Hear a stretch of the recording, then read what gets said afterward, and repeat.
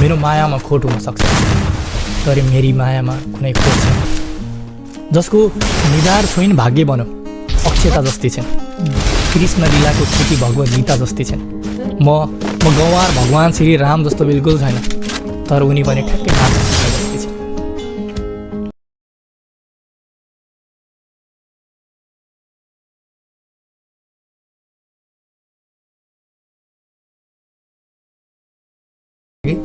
जुनलाई हेर्दा हुन्छ अनि जुनलाई पनि हेर्दा चित्त नबुझे उनलाई हेर्दा हुन्छ।